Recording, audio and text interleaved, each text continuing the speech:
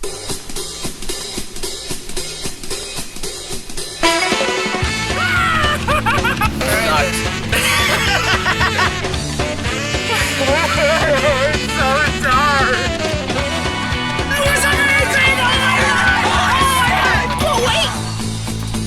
more! I'm back! CGI shit! I rest my case. It was fucking horrible!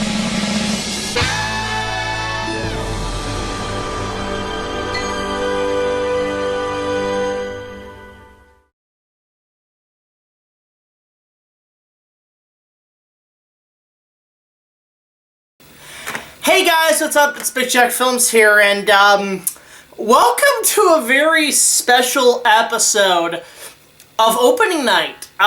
So, oddly enough, this is a request, but it's not a Patreon request, and it's not a request from any of my friends or anything. This was just sort of a pure luck of the frickin' cards, I'll admit. So, today I'm going to be talking about the 1993 film, ironically tonight, or whatever, celebrating its 30th anniversary this year, a movie called Matinee, which is directed by a guy named, you might know his name, Joe Dante, aka the man who made Gremlins, the guy who made other films, but let me just put it, okay, let me just, a little story about Joe Dante, my history with him. I'll admit I haven't seen many of his movies. I think the only one I've really seen mostly is Looney Tunes Back in Action. I saw it in theaters, I saw it on demand a lot growing up, and I'm one of those people who kind of defend that film. I know even Joe doesn't care much for it because of studio stuff and whatever was going on at the time. I think it's a great little film. I think it is actually a worthy success for not just a Space Jam, but just as a Looney Tunes film, it's great. But we're not here to talk about that. So, you know, I haven't seen many of his movies. I will confess to that. I haven't even seen Gremlins. as a sin as that is, I haven't. And now I feel like I have to after this. But to the point. So I was on Twitter tonight, and I was seeing that Joe, because I follow Joe Dante on Facebook and Twitter and so on, and social media, because, you know, follow Filmmakers Network, and he was tweeting about Matinee. Oh, it's his 30th anniversary, guys, you should watch it and everything, and I said, well, hey, Mr. Dante, it's actually on my to-do list. I have been wanting to watch this, especially after Monster Madness, after James recommended this movie, and then Joe Dante actually retweeted me, like, he actually replied, and he said, dude, enjoy. And that was my curtain call to basically him telling me, please review this movie, which I'm like, okay, Mr. Dante, you're the boss. So I did sit down and watch it. I do have, thankfully, I did watch it on demand. But let me just say this right now. If you're wondering what the movie Matinee is about, okay, how to describe this one? It's about a enthusiastic, eccentric filmmaker, played by John Goodman, who is pretty much sort of, doing very much a Nick Castle, presentation of his movies in a small little town set right in the heart of the Cuban Missile Crisis. Now, you guys know me when it comes to watching movies, making movies, and stories and movies based on real-world events, and informative ones, because for those of you who don't know, a movie that I did watch that I can't say is a bad movie, but it's a movie I just cannot sit through, it made my stomach turn, was the 1984 film Threads, which surprisingly is one of the most successful opening nights on my channel because of how real it was. I literally, after I watched that, at the time, that was right during the middle of a very, very rough winter holiday season. I was going through a lot of economic problems at the time, with like money in terms of like producing stuff and living expenses even. Like I even had to go to a food bank at one point. On top of that, just there were some problems here at the apartment. I was going through a bit of severe depression. And then I was recommended to watch this movie via Patreon, and I made a vow to myself afterwards I would never watch a movie like this again. In fact, when I did that review, I actually drank on camera. I'll admit I'm pretty ashamed of that. And I did point out that I cannot sit through those type of movies. They are too real, they are too depressing, and they're not my cup of tea.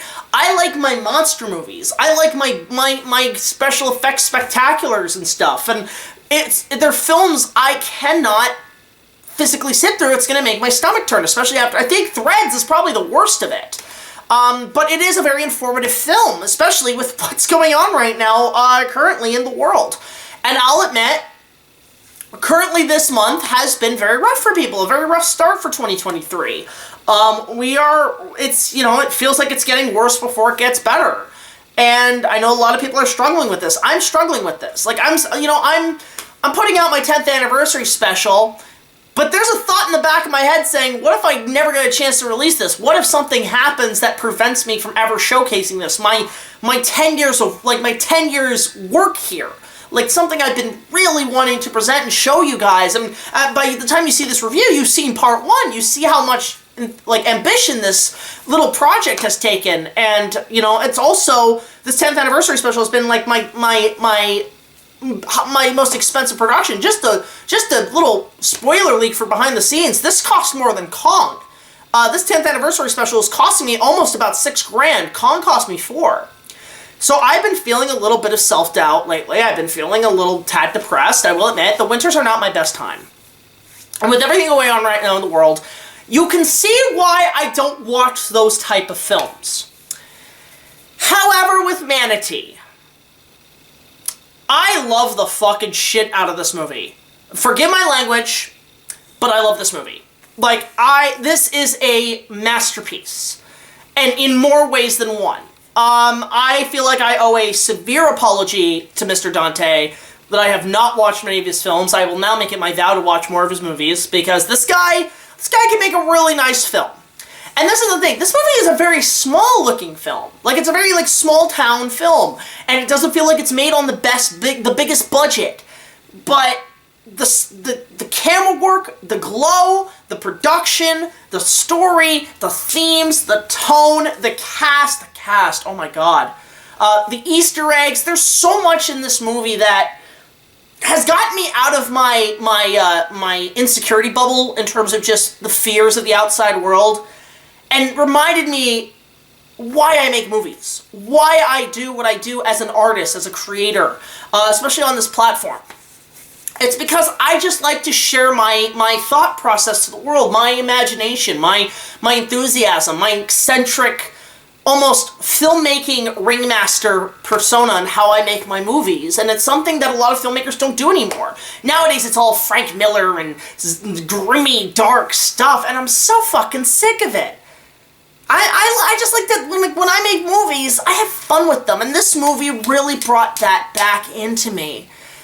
And so I owe not just a huge apology for not seeing more of Dante's films, but also a huge thank you. Because at the time I was watching this just now, I was actually really mad at myself for not watching it sooner. For not, I was like, ugh, why didn't nobody tell me about this? Because I would have loved this.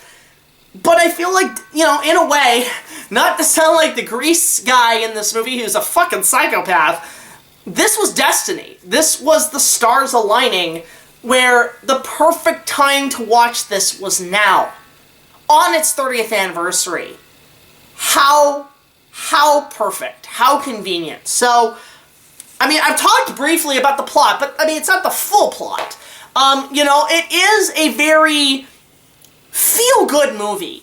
It can be a little quirky. It is Joe Dante. I've heard his movies are very quirky in some regards. But it comes to other, in terms of what other characters are there besides John Goodman. Well, because it's set in a very 60s town, you have, obviously, a mother with a son and a little brother who, their father is with the army. So that's why they move into this town, too, is because, the dad's, off, getting ready to go to war with potentially the Russians. This is, literally, there's an announcement of the Cuban Missile Crisis with John F. Kennedy saying, tensions are high. And this whole movie takes place during that entire Cuban Missile Crisis run, that by the end of it, it's over. So it takes place in that timeline. So when the movie opens, it's a total love letter to the 50s B movies, atomic age movies. Like, this is totally just them. The giant ant movie. But it is taking from that style, and what I love about this is when I first heard about this, I thought this was going to be like a movie about the making of a movie, like Ed Wood or Once Upon a Time in Hollywood, where they show you the filmmaking process, which they kind of do, but it's more about after they've made the picture. This is more about showcasing it in this little town, in this little movie theater. And John Goodman is this producer who is pretty much Nick Castle. If you guys don't know who Nick Castle is, he's the guy who, in the 50s and 60s, made the movies into a funhouse. And this is sort of taking place, I guess, at the very end of that run, or at the start of it, I'm not sure. But what those Nick Castle movies did was, they were these cheap, awful B-movie atomic horror movies that were either, you know, ghosts or skeletons or nuclear radiated monsters or alien invaders. And what they would do is they would show the movie and then they would put like sparks and lights and vibrators in the seats and little buzzers and have actors in costumes attack people. It was pretty much the precursor to what you would see at like a Universal Studios attraction, like Terminator 2 3D did that, where it was like, you know, live actors interacting with the movie screen, and it was so synced and well put together. I think Cameron perfected it by that point. And this movie kind of was about that. You get to see the process of how they did that stuff. And I'm like, that's fascinating. I don't know much about that era of filmmaking, because I'm more about like the technical side of like rolling the film and, you know, the special effects in front of the camera and everything. And this movie really brought that informative research in. And I'm like, oh, that actually sounds kind of fun. Freaking dangerous as hell, but fun. Given safety concerns back then, was pretty crazy, but I mean, it's not just all that going on to it, but what it deals with in terms of its characters and everything. Well, all that's going on with this eccentric filmmaker coming into town and pretty much giving people a very, like, he goes in with this, I'm not afraid. He's not afraid of what will happen. He, you know, he's actually just trying to entertain people and, you know, remember what movies are about. You know, escapism from the reality we're in right now. It's something even Ready Player One was, you know, trying to represent, but I think this movie, I'll admit, this movie kind of did a little stronger than that, but what it is that, you know, you have these kids in high school, and there's like a couple of kids, you know, there's just obviously you know, it's very much like Back to the Future, where you have, you know, the basic kid characters in high school, and then there's the cute girl, and then there's the jock Biff bully, the greasy guy, who comes in like halfway through the film. You're like, okay, alright. I will admit that is one of the weaker parts, is that greasy cardboard cut-up bully is something that is kind of generic, but I can accept it. Look, I like Biff, I like Jim from Edward Scissorhands, I like that kind of character. It's very much like, it's almost like a Stephen King written character from like It. There's a bit of It vibes in this too, I will admit. I think the mom of the girl is the same chick who played the girl in the original It movie as an adult. I can't remember. But, not just, here's the thing, so, not just John Goodman is in this movie, but there's some actors in here I was surprised they were in this. Robert Picardo, who you might know from Star Trek, he was also Meg Mucklebones in Legend, that's what I would meet him for, is the theater manager. And then the other guy who kind of runs the show in town around here is, Dick Miller! Yes, Dick Miller is in this movie. The gun shop owner from the first Terminator. You know, his face, plasma rifle into 40-watt range. It's just what you see, pal. Like, he's in this movie. He's freaking fantastic. You have this paranoid guy who runs the theater. I think that was Robert Picardo, who was the guy running the theater, and he's paranoid as shit about the potential like bombs going off, that he builds like a shelter and he's all like listening to the radio and stuff. Like, you feel the tension in that regards. He's the theater manager, but then the girl, Sherry, I believe is the girl's name. This actually blew my mind. She's played by Roxanne. She's played by Roxanne, the chick who voiced Roxanne in a Goofy movie. I'm like, what? Because I love a Goofy movie. Look, any 90s kid grew up with that. Great frickin' Disney movie. But yeah, she's the girl in this. I'm like, oh hey, Roxanne! Okay, you know what? Now I hear her voice, I'm like, all I think is Roxanne. I can see why the boys are attracted to this chick. Oh man. So she's in this, and then, surprising amount of cameos in this movie, including, Naomi Watts. She's in one scene in one of the fake movies they're showing about like a weird shopping cart that's alive. It's like one of those like weird Dr. Dolittle movies, but she's in this. And what makes it funny is that the reason I bring up Naomi Watts in this, because John Goodman in this movie, right? At the time of the 90s, early 90s, that was at the time Universal was really tinkering about finally doing a Kong remake after they tried to do it in 75 and they failed with the Bo Goldman Legend of King Kong story. And when the Universal Studios rides opened in Hollywood and Florida, Universal wanted to pull that script out and actually wanted to make the movie. And obviously one of their first people they asked was Robert Zemeckis, but he was busy with some other projects. They asked Steven Spielberg, which he was unfortunately unavailable. He was making Jurassic Park at the time.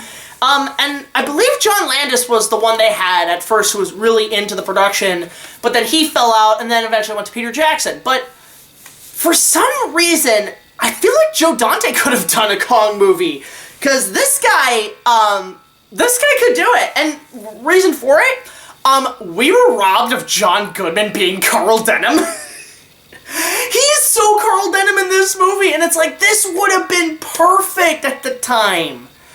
And, you feel like you were robbed of that. And the fact that they have Naomi Watts in this movie, I don't know how old she was at the time.